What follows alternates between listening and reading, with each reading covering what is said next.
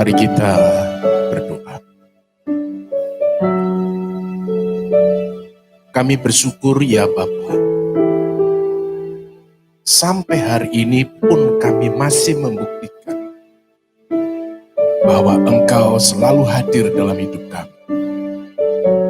Engkau tidak pernah membiarkan kami dan tidak pernah meninggalkan kami sedetik pun. Seluruh hidup kami adalah milik-Mu.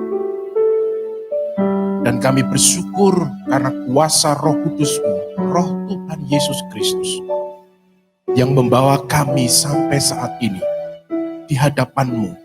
Kami mau mendengarkan firman-Mu diberitakan. Ya Bapa, bukalah mata batin kami, agar kami mampu menangkap kebenaran demi kebenaran yang Kau nyatakan di dalam dan melalui firman-Mu. Karena firman-Mu itulah yang menjadikan kami. Firman-Mu itulah yang memelihara sepanjang hidup kami. Firman-Mu itulah yang menopang seluruh jati diri kami. Bersabdalah Bapa, kami telah siap untuk menerima kebenaran-Mu. Meskipun kami sadar secara jasmani, secara telinga jasmani kami, firman-Mu tidak selalu indah.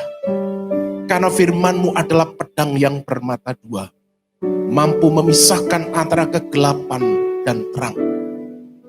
Dan Kau ingin membawa kami kepada terang yang ajaib. Kami serahkan jam pewartaan sabda-Mu ini ya Bapa, dari awal sampai berakhirnya, kuasailah kami sepenuhnya oleh dan di dalam firman-Mu itu. Dalam Yesus Kristus kami berdoa. Amin. Puji nama Tuhan, jemaat Tuhan terkasih, shalom. Tetap semangat dan salam sehat.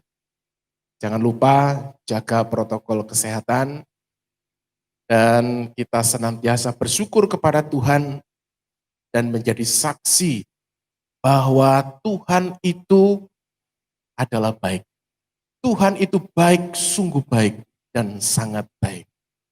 Saudara, firman Tuhan hari ini, saya ingin mengajak saudara-saudara untuk membaca dan merenungkan dari kitab Perjanjian Lama.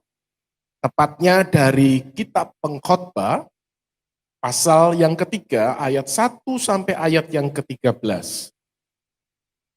Maaf, saya ralat.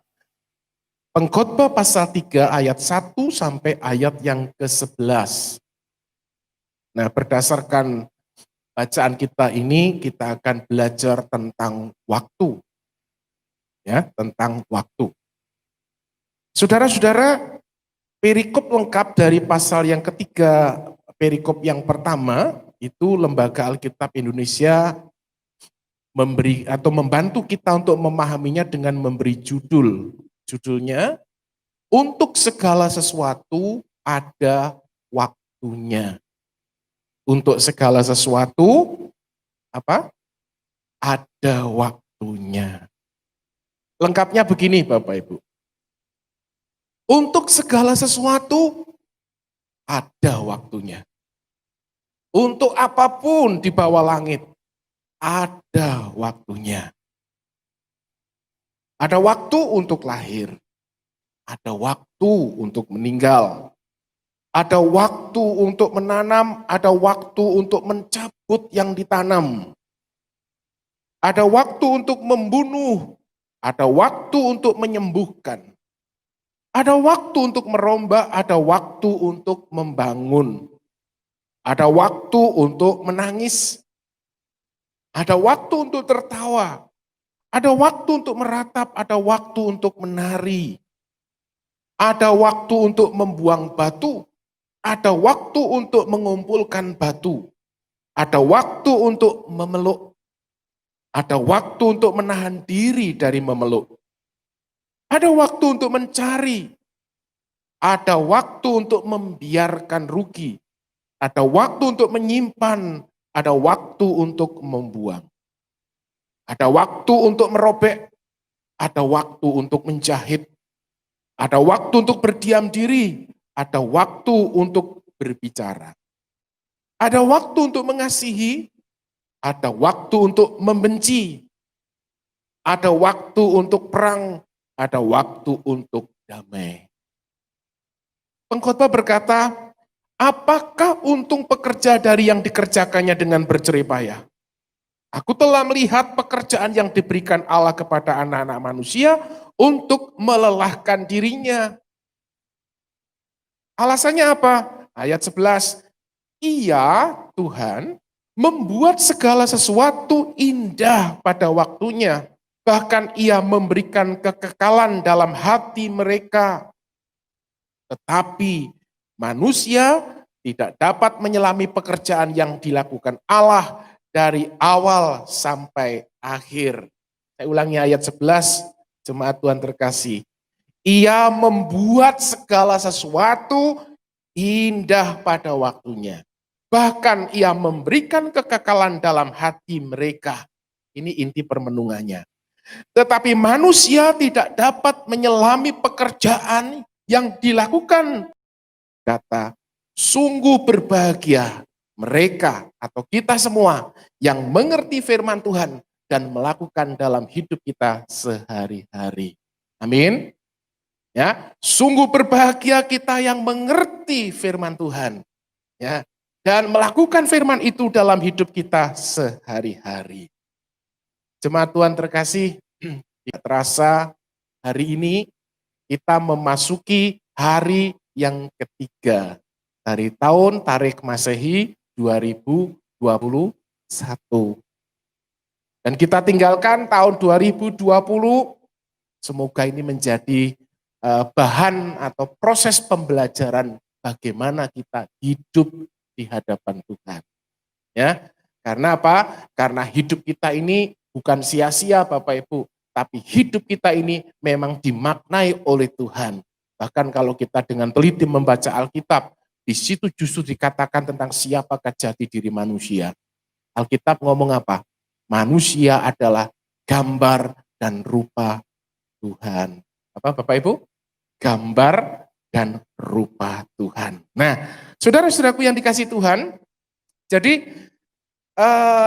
memasuki tahun yang baru 2021 ini, marilah kita dengan semangat pemahaman bahwa kita adalah gambar dan rupa Tuhan.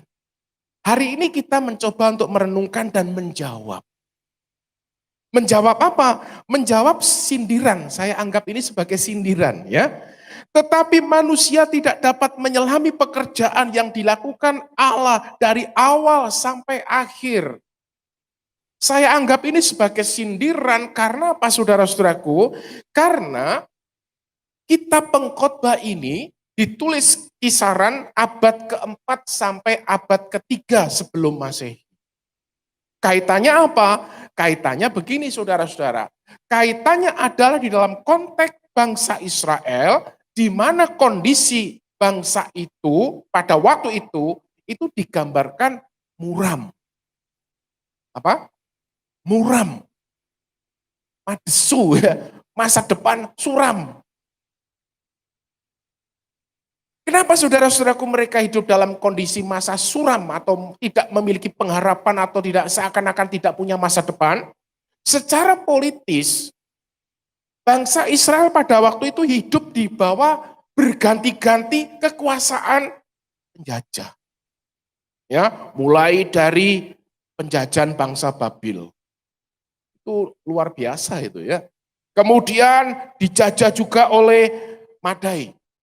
Dijajah juga oleh bangsa Persia dan bahkan sejak tahun 332 sebelum Masehi oleh Yunani. Jadi apa yang terjadi saudara-saudaraku? Secara politis bangsa Israel belum memiliki apa? Belum memiliki istilahnya sebagai bangsa, saudara, karena mereka hidup di dalam penjajahan. Nah, jadi jangan heran secara sosiologis juga mereka mengalami kekerasan, mengalami penindasan, mengalami perang, kriminalitas, bahkan penderitaan terjadi silih berganti. Jadi umat Israel hidup secara politis dalam penjajahan, secara sosiologis mereka hidup di dalam penindasan. Nah, secara psikologis ini saudaraku, yang terjadi apa? Maksud saya, secara politis dan sosiologis seperti itu, efeknya adalah secara psikologis umat Israel mengalami penderitaan, mengalami kepanikan, mengalami depresi, mengalami stres yang berkepanjangan. Jadi jangan heran saudara-saudaraku, kita pengkhotbah ini sebenarnya sang bijak itu ingin bertanya, ingin merenung. Kalau begitu apa sih artinya hidup kita ini? Karena hidup kita ini apakah cuma kronologis saja? Jadi intinya dari waktu ke waktu ada lahir, ada mati, ya, ada menanam, ada mencabut yang ditanam artinya menuai dan seterusnya. Apakah cuma itu? Tidak. Sebab firman Tuhan menjawab, hidup kita bukan hanya kronos. Coba diucapkan apa? Kronos, kronos itu kronologi. Tapi hidup kita ini adalah kairos, anugerah dari Tuhan. Ya. Jadi hidup kita ini adalah kesempatan yang sangat indah. Sebab apa saudaraku? Nanti saya jelaskan. Jadi ketika mereka hidup di dalam kondisi psikologis yang tertekan itu, saudara-saudaraku, sementara apa? Sementara janji tentang Mesias, yang meskipun nanti di dalam proses perjalanannya, kedatangan Mesias itu disalahpahami oleh umat Israel. Mereka pikir bahwa dengan Mesias datang, lalu kejayaan dari bangsa Israel secara politis itu akan dipulihkan. Itu salah paham, nanti dalam kesempatan lain saya akan jelaskan. Jadi jangan heran saudara-saudaraku, janji Mesias yang sangat dinantikan saat itu seakan-akan tidak kunjung datang. Kemudian situasi kondisi waktu itu, nabi-nabi nggak ada saudara. Padahal kita tahu bahwa di dalam perjanjian lama, Tuhan berkata kalau menyampaikan firman-Nya itu melalui nabi-nabi, ya kan? Sampai kemudian di dalam perjanjian baru ditegaskan oleh kitab Ibrani bahwa pada zaman akhir ini, zaman apa? Zaman Yesus itu, yaitu disebut zaman akhir, itu Tuhan tidak lagi bicara melalui nabi-nabi. Tuhan tidak juga berbicara melalui cara-cara yang aneh lain ya, tapi Tuhan bicara langsung di dalam dan melalui firman-Nya. Dan firman itu terwujud di dalam manusia yang kita peringati hari lahirnya kemarin. Tanggal 25. Siapa? Yesus. Gitu. Jadi Tuhan tidak lagi bicara melalui nabi-nabi, tapi Tuhan langsung bicara melalui firman-Nya yang terwujud di dalam diri Yesus yang kita kenal sebagai Immanuel. Kita mengenalnya karena Alkitab ngomong bahwa Yesus itu adalah Immanuel. Artinya Tuhan beserta kita. Tuhan sekali-kali tidak akan pernah membiarkan kita. Amin. Dan sekali-kali tidak akan pernah meninggalkan kita. Dia selalu bersama dengan kita. Nah di dalam dan melalui firman-Nya itu kita paham bahwa ternyata Tuhan tidak ada di atas sana saja. Tapi ternyata dekat bersama dengan kita. Nah jadi saudara-saudaraku, pada waktu itu belum ada nabi, artinya tidak ada lagi nabi-nabi yang berkata. Jadinya apa? Jadinya firman Tuhan seakan-akan kosong. Nah kalau firman Tuhan tidak ada, yang terjadi apa? Yang terjadi adalah kegelisahan. Yang terjadi apa? Masing-masing orang akan berbuat menurut apa yang dianggapnya benar. Itu saudara lihat di kitab Rut itu. Ya, waktu itu enggak ada raja, enggak ada nabi. Yang terjadi apa? Masing-masing orang berperilaku menurut apa yang dianggapnya benar. Yang terjadi apa? Ya chaos. Gitulah. Kita bersyukur menjadi bangsa Indonesia. Apa Bu, Pak? Bersyukur ya, karena ada presiden. Ojo dicaci maki presiden ini ya, disupport kita berdoa, kritik boleh gitu ya, tapi kita harus selalu untuk bersama-sama membangun bangsa ini. Bapak Ibu dan saudara-saudaraku yang dikasih Tuhan, di dalam pemahaman atau persepsi kita pengkhotbah waktu itu, wah kalau begitu hidup ini sia-sia ya. Apa sih yang bisa kita banggakan ini? Jadi melalui pengkhotbah 3, pasal 3 ayat 1 sampai 15 ini saudara, atau ayat 11 yang kita baca tadi, itu berisi tentang bagaimana kita mempergunakan waktu dengan benar. Karena apa? Karena waktu atau hidup manusia itu bukan hanya kronos, tapi kairos. Coba kita katakan, hidup manusia bukan hanya kronos, tapi kairos. Makanya waktu-waktu yang kita hidupi, mari kita pergunakan secara benar. Mengapa demikian, saudaraku? Jawabannya dijawab sendiri sebenarnya. Jadi pergolakan batinnya pengkhotbah ini dijawab sendiri. Ya, karena Tuhan membuat segala sesuatu indah pada waktunya. Apa, Bu, Pak? Karena Tuhan membuat segala sesuatu indah pada waktunya. Apa sebabnya Tuhan membuat segala sesuatu indah pada waktunya? Karena Tuhan melengkapi ciptaannya itu dengan hukum-hukumnya. Dan hukum-hukum Tuhan itu sudah sempurna. Di satu sisi kita memahami kita adalah gambar dan rupa Allah, kita diberikan budi pekerti oleh Tuhan.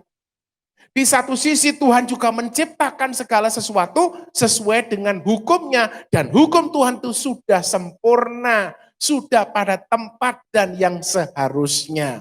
Ya kalau saya buat ilustrasi ringan itu loh, nek namanya orang jatuh itu Bu, Pak, kemana arahnya? Ke bawah ya. Kalau orang itu naik, kemana arahnya? Ya ke atas.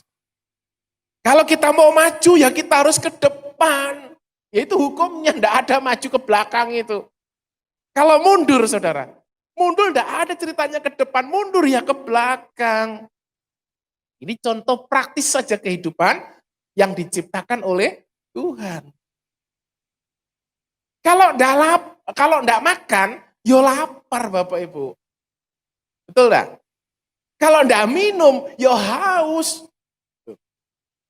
Tetapi saudara-saudaraku, merenungkan tentang hukum-hukum Tuhan yang sempurna ini, termasuk kairos, waktu yang diciptakan oleh Tuhan ini, maka kita harus berhikmat.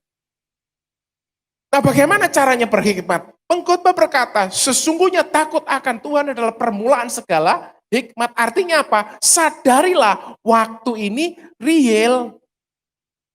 Inilah kesempatan kita. Nggak makan, yo lapar. Nggak minum, yo haus. Jatuh yo ke bawah. Jadi intinya bagi kita yang mungkin keblinger dengan istilah mujizat, mari kita lihat mujizat yang sesungguhnya adalah ketika Tuhan menghadirkan kita dan menebus kita di dalam Yesus. Itulah mujizat yang terbesar.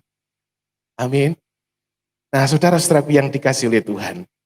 Senada dengan itu, Paulus kepada jemaat di Efesus, yaitu tertulis di dalam pasal yang kelima ayat 15-17, itu ngomong begini. Karena itu, ini kalimat saya, saudara-saudaraku, perhatikanlah dengan seksama. Bagaimana kamu hidup. Janganlah seperti orang bebal, tetapi seperti orang arif. Dan pergunakanlah waktu yang ada, karena hari-hari ini adalah jahat. Sebab itu janganlah kamu bodoh, tetapi usahakanlah supaya kamu mengerti kehendak Tuhan. Ini kuncinya. Ya, perhatikan dengan seksama bagaimana kamu hidup dan upayakan supaya kamu mengerti kehendak Tuhan. Nah, jadi karena itu saudara-saudaraku yang dikasih Tuhan, bagaimana kita bisa mempergunakan waktu dengan bijak dan benar? Yang pertama, pahami dulu bahwa inilah ritme hidup kita. Segala sesuatu pasti indah pada waktunya. Saudara-saudaraku yang saya kasih di dalam Tuhan. Jadi pelajaran pertama, kita harus berdamai. Apa Bu Pak? Berdamai. Berdamai itu apa artinya? Berdamai itu kita berkata iya. Apa ngomong? Iya. Sebab kalau saudara mengambil langkah tidak, itu artinya perang.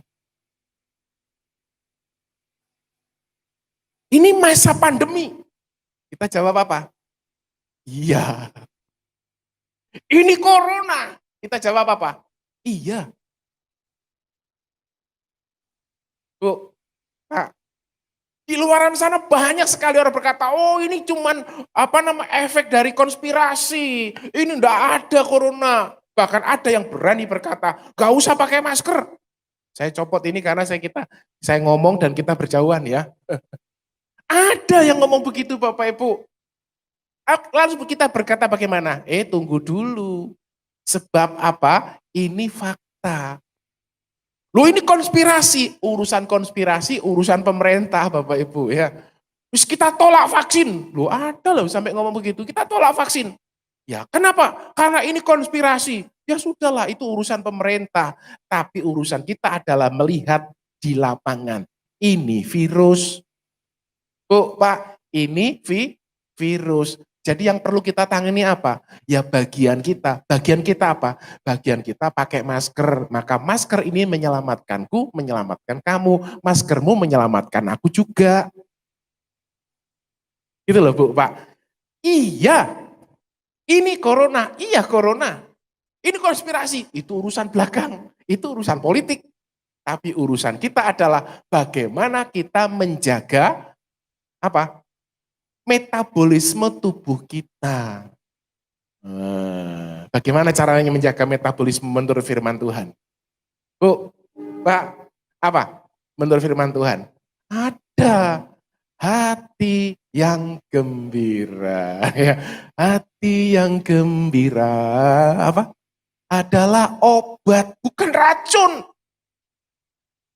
Maksudnya apa? Kita damai. Iya, ini ada corona. Tapi, ada tapinya saudaraku. Meskipun aku mengatakan, iya ini ada corona, tapi kita tetap berkata, ada Tuhan. Apa Bu Pak? Ada Tuhan. Vaksinnya belum ditemukan, sekarang ditemukan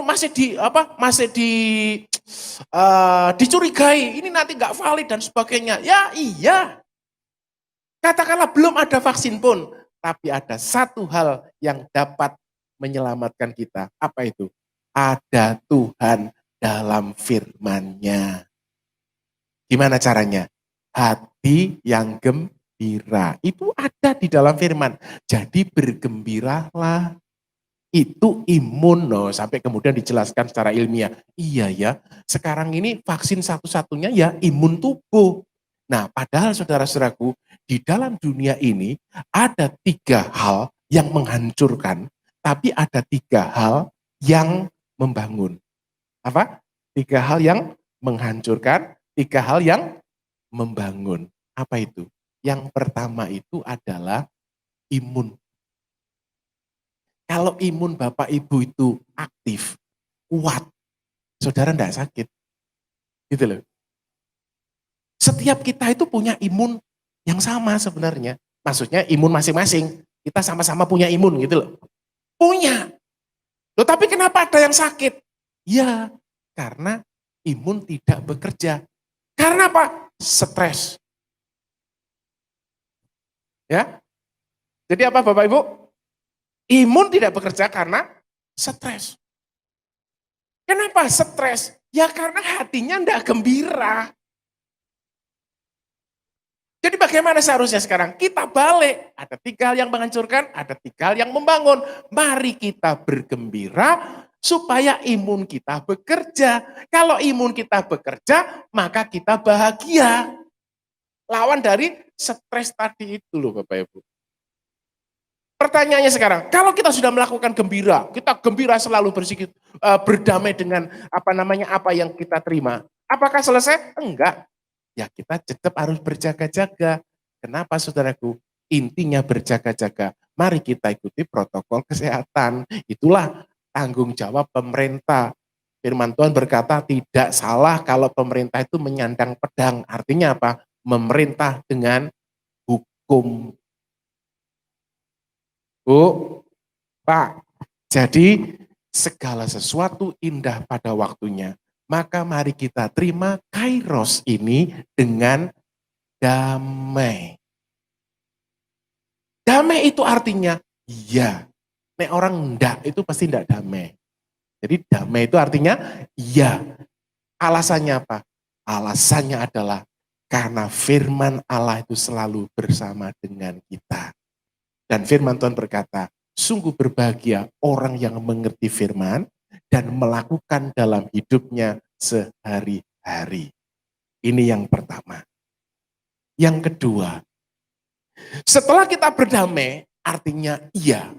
Lalu apa yang kita lakukan? Yang perlu kita lakukan adalah taat dan sujudi. Ini bahasa Indonesia apa enggak ya?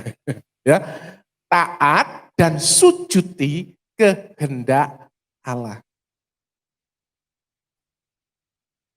Saudara-saudaraku, salah satu yang membedakan semua ciptaan adalah satu. Manusia adalah gambar dan rupa Tuhan. Artinya manusia diciptakan lengkap dengan akal dan budi pekertinya. Dan bagaimana akal dan budi pekerti itu kita hidupi? Pemazmur bersaksi. Nah, jadi pemazmur apa?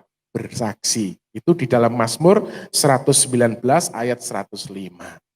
Firman-Mu itu pelita bagiku, bagi kakiku, dan terang bagi jalanku.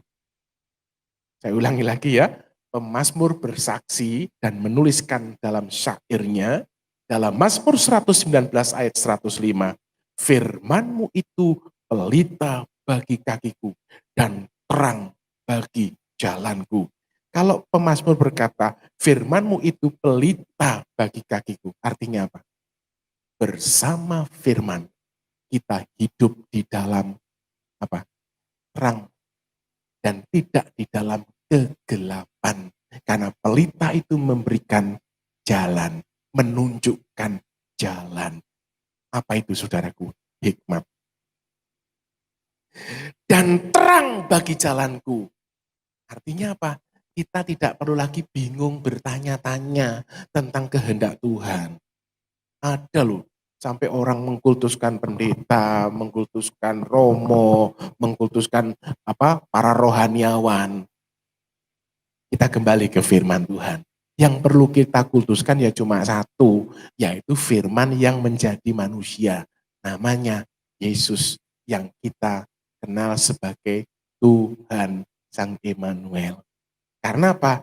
Karena Yesus itu firman yang diperagakan loh Bapak Ibu.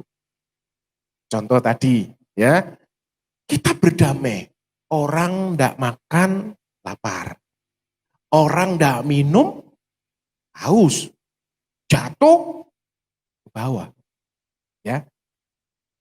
Tapi ada hikmatnya. Kita harus taat dan mensujudi. Mensujudi apa?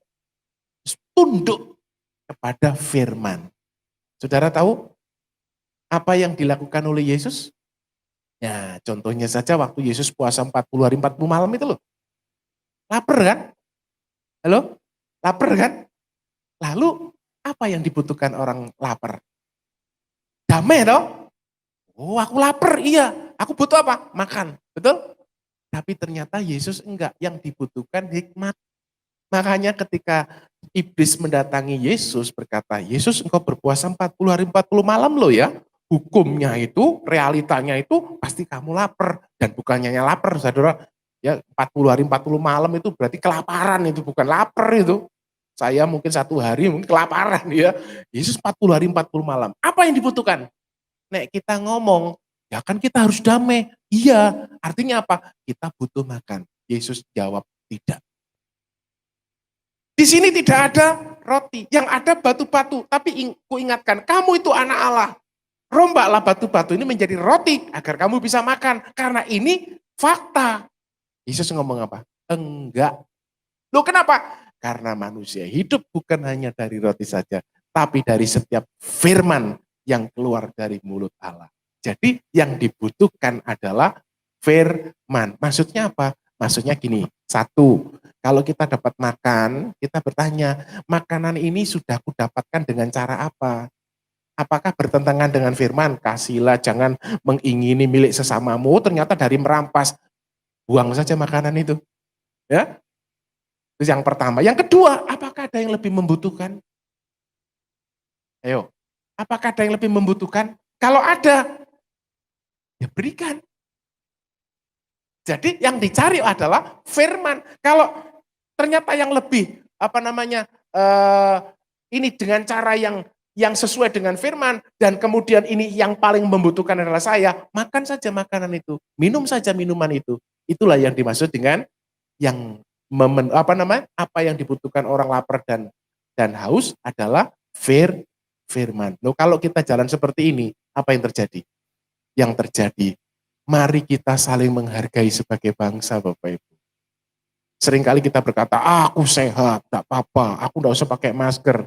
Ingat, tidak setiap orang seperti Anda yang kuat dalam iman dan bergembira hidupnya. Tapi ada orang yang sedih, mungkin imunnya lemah karena kurang makan dan sebagainya. Maukah engkau berbagi hidupmu? Inilah tugas dan tanggung jawab kita dalam menggunakan kairos, waktu Tuhan. Yang terjadi segala sesuatu indah pada masanya saat kita hidup di dalam dan oleh firman. Selamat menjalani hidup 2021. Orang boleh berkata apa saja, tapi kita berkata, mari kita lakukan semua hidup ini, berpikir, berkata, berperilaku di dalam landasan firman Tuhan. Tuhan memberkati Bapak Ibu, baik yang di gereja maupun di rumah, melalui live streaming ini, Tuhan memberkati. Mari kita berdoa. Bapa, hamba-Mu sudah selesai berbicara, tapi hamba percaya Roh Kudus Sang Pengkhotbah sejati akan terus membimbing kami dalam kebenaran firman-Mu. Hamba undur Bapa, segala puji, hormat, dan kemuliaan hanya bagi-Mu. Kami serahkan semuanya kembali kepada kemuliaan Tuhan. Engkaulah Yesus Sang Immanuel, Engkaulah Tuhan dan pengantara kami yang hidup, sebab Engkau adalah Allah yang maha hadir, tidak akan pernah membiarkan dan meninggalkan kami. Engkau akan terus memberikan kepada kami hikmat untuk menjalani kairos atau waktu yang Tuhan berikan dalam hidup kami. Berkati semua umat, berkati para pelayan-pelayan Tuhan, berkati hamba-hamba-Mu baik pendeta, penatua, majelis, semuanya. Biarlah kami bersatu padu untuk menjadi saksi bagi dunia. Sesungguhnya Engkau adalah Tuhan yang baik, sungguh baik, dan sangat baik. Amin.